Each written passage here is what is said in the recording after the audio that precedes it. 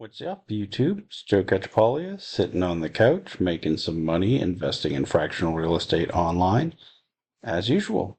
So I've talked to you a lot about on Lofty buying these properties where they're not performing, and I had a couple different options for them. Maybe hold them until they're performing again, or maybe push to for a sale of the property in the real world.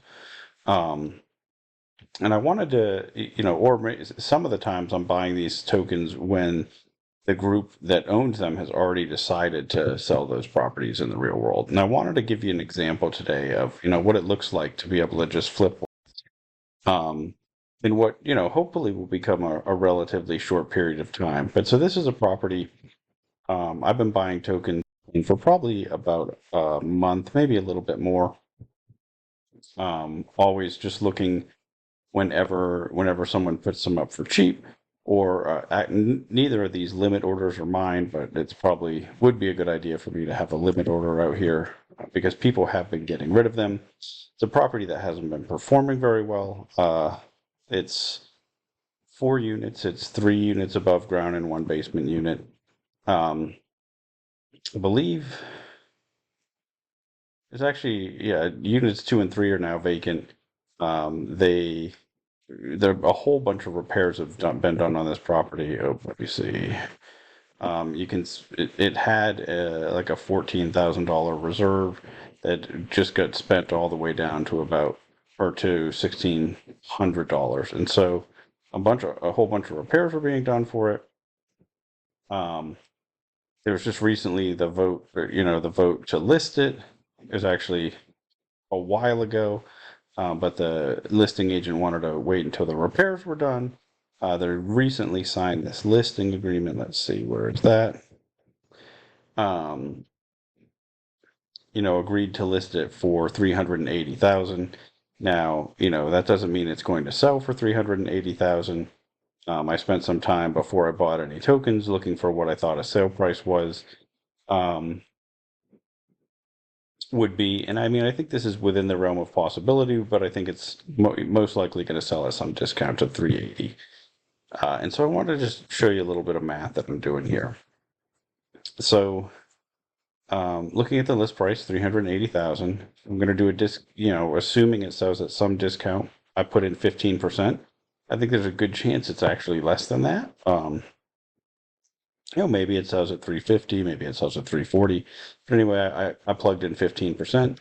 That's the great thing about Excel. You can mess around with this quite a bit and just, let it give you different numbers, right? And so that's what I like to do. Spend a little time thinking about what I think it will sell for, and then working into what we can pay for. I also wanted to look at closing costs. 9%. I know this probably seems high to a lot of people, depending on where you are. They put 2.5% plus 500 bucks basically as their compensation. But I believe this is a market where if there was a buyer's broker, they might ask us to pay them as well. And so, or if they're using an unrepresented buyer, they're expecting us to pay 5%. So I think we're looking at least 5%. We're probably looking at 5% for commissions. And then let's see, when we look at the finance tab, let me have too many of these open. Okay, that's the order book. Let's see, financials.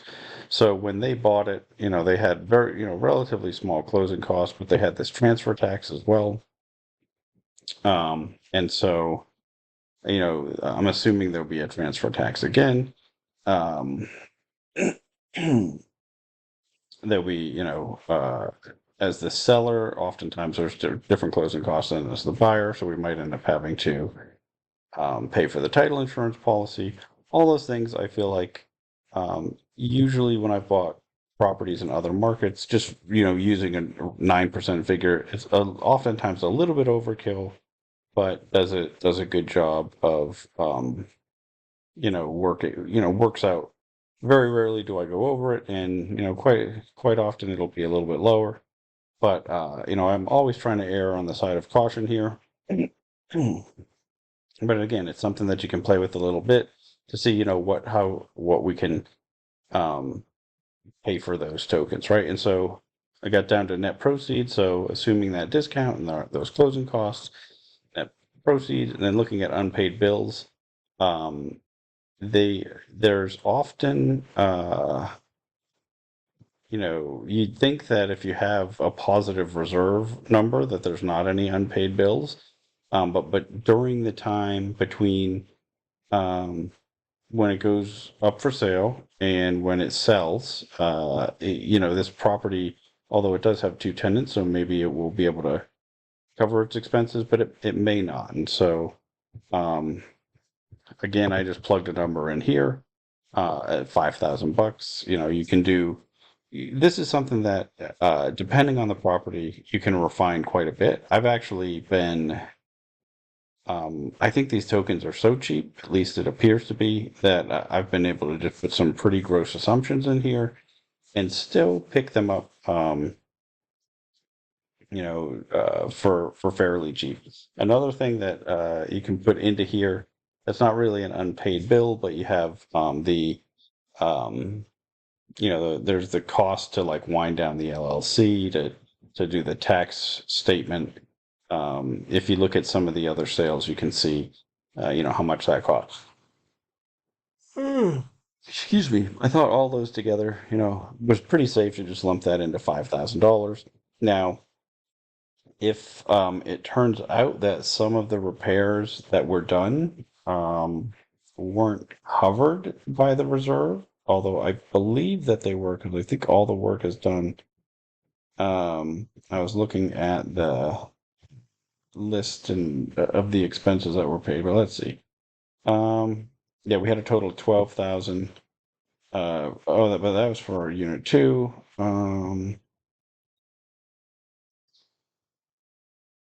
don't know. So I think it's possible that there's some additional funds in there that will be needed for repairs. If it were real close, I'd want to,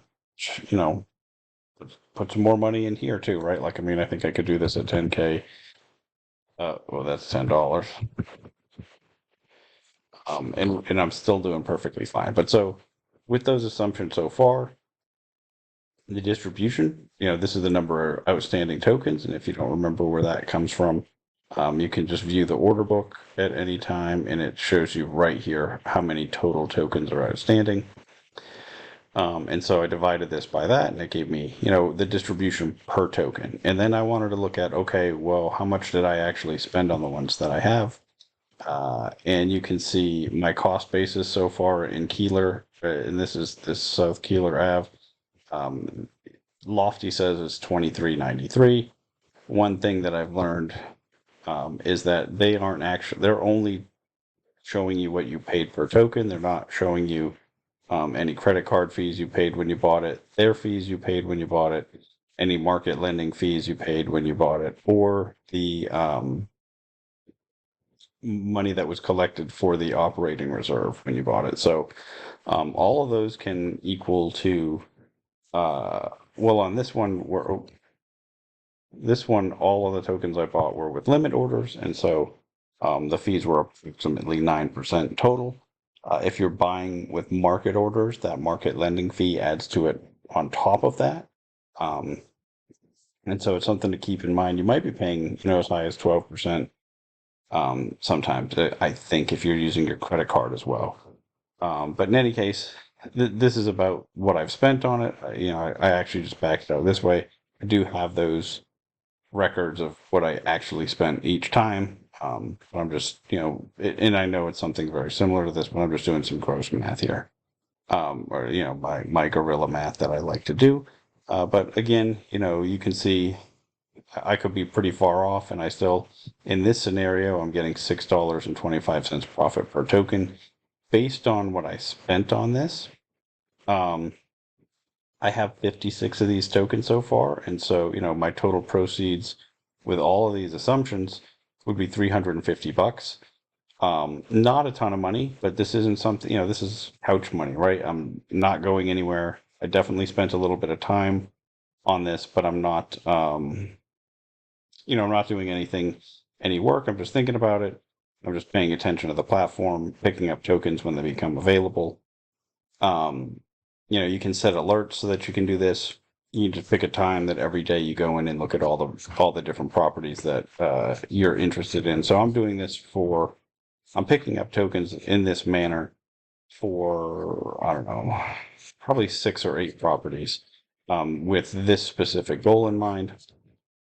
So it's not taking up a huge amount of time. I think I got into this one kind of late where, I think that at this point, especially once it's listed and if we get any activity, I don't think I'll be able to get many more tokens anywhere close to my basis. Um, but you can see that if my all in is anywhere below $32, assuming my assumptions are correct up here, I should be able to make money. But in any case, it's the ROI looking at this is 24% when you just look at your total proceeds compared to what I put in there. Like I said, I started buying these about a month ago. Probably will end up, I don't expect it to be a quick sale. A lot of the sales in that market have been a little bit on the slow side. Um, but they did a lot of repairs. They have it's partially full. I think there's decent potential to get a sale, but let's say it took us 4 more months before it sold. If it took us 6 months to get a 24% ROI, that's not bad at all. And if it takes longer, for example, well, let's say the total thing takes 6 months.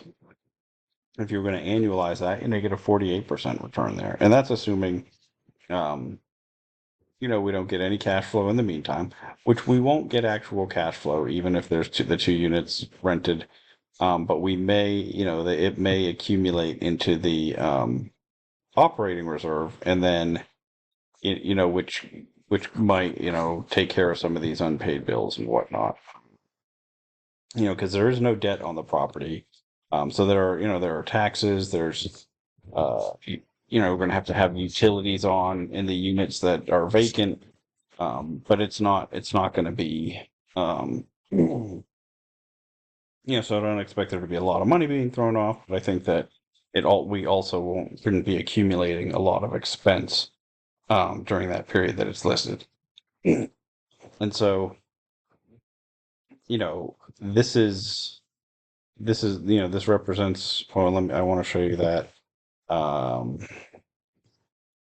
you can see even just in the last month, there's been quite a few tokens sold in this $23, $24, $15. I guess I was started buying before October 20th because, you can see my basis is even lower, than at least lower than this average, right? I know I got some of these at the 23, but I think I got some, um, further back that were 23.93. Um, that were cheaper, and then I've been buying some, that are even buying some of those 24s and 25s. I think for me, anything under $25, I'll probably keep buying them, and so they come up pretty regularly. Perfectly possible that an owner that's not paying attention goes and puts some, up for sale right now. You can see, uh, there's somebody who's got 157 tokens that they've got listed for sale at $31. They've probably done some math and think that that's, about what they're going to net out of it, which I don't necessarily disagree. I think after fees, you probably can't pay that much, but you could get close, right? I think, but and that's assuming that this goes for a 15% discount. What if it went for 10, right? What if we sell it for 342? Well, one, we get a much better ROI here. Then price per token. Yeah, I mean, maybe you could buy it there if they're thinking, that might be the math they're doing in their head to list it for that. But for me, I'm really just looking for these deep discounts. I so far have been able to find them, And I want to have a lot of play in my numbers where I think that, we can sell it for less than we think, we can pay more expensive than we expected, and, we're still able to make a profit on it. So that's all I really wanted to show you. That's what when I'm talking about, I'm accumulating discounted tokens to flip a property or to push for a sale. This is the strategy that I'm talking about. Um, this is just one of several that I'm looking at. It's one that I think, because it's getting closer to an actual sale, it's listed already. There's probably more people that are starting to do this math when they look at it versus, um, I think this person with this $31 sale price probably went through a pretty similar analysis to what I did to get there. Maybe not. Maybe that has to do with their basis. Maybe it just has to do with how much money they want to get out of it. You never do know. But I'll probably I like to just pick them up when they pop up. The downside of doing these limit orders like this is you just have to leave cash in your account to cover them. Um, and so I don't really like to do that. I don't like to just, leave money sitting here for it could be there all month and, nobody actually is trying to, nobody actually sells it to you and you have all this money sitting out there making no return. So I like to, I buy a lot using market orders when that's possible, that there's not a market for this one. But then I use all I do is I've got the alert set up. So if there's cheap ones that come up, I just jump in here and buy it. And I work from home and I'm on the computer all day long. So it's really easy for me to check it pretty regularly. Um, if you didn't, and if you had money just sitting there, you could do that. The other thing I've seen some people do is actually, talk to other owners in the Discord and say, "Hey, I'm looking to buy these. I'm paying X. If you have any, put them up." And so sometimes that will like trigger people to go ahead and do this, when they wouldn't necessarily have done that. And so that's, um, another possible opportunity if you're active in the Discord and you're talking to people about that. I think that's really everything now. In any case, uh, you know, until next time, as usual, you can tell I'm just tired today. I'm going to wrap it up. And until next time, I'm just going to keep making mistakes so that you don't have to.